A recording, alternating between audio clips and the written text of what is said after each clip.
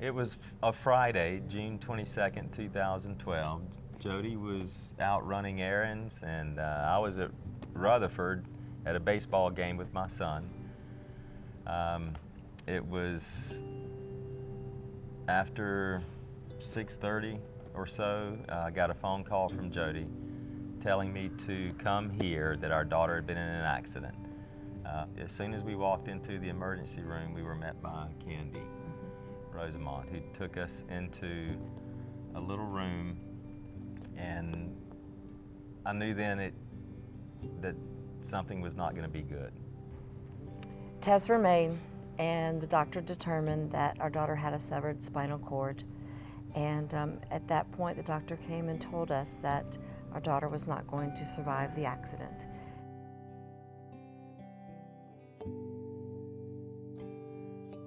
They were genuinely compassionate to us.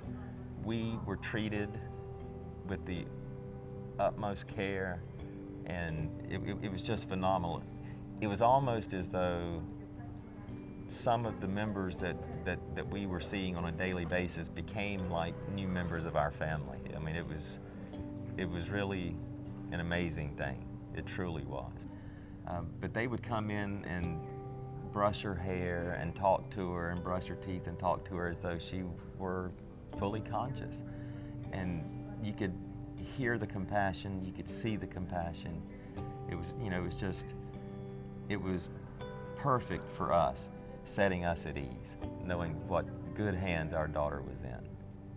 We could not have prayed for and received a better group of people than we had taking care of our daughter Madison and us.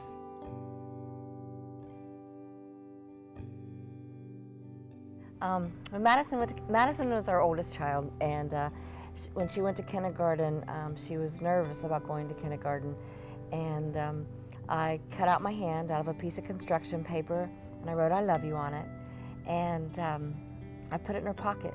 And I told Madison that during the day at kindergarten, when you need me, you just put your hand in your pocket, and I'll be there. You just hold my hand. And this was something I did all of her life. When she went to band camp or church camp or college, I cut out a hand and I wrote "I love you," or I had a special message for her on my hand. And I did a lot of talking that week. I told the nurses, the nurses were receptive. They heard my stories when I told them. And I went away. They had taken Madison for a test or two and came back, and they had traced Madison's hand for me on paper. So I have Madison's hands traced for me.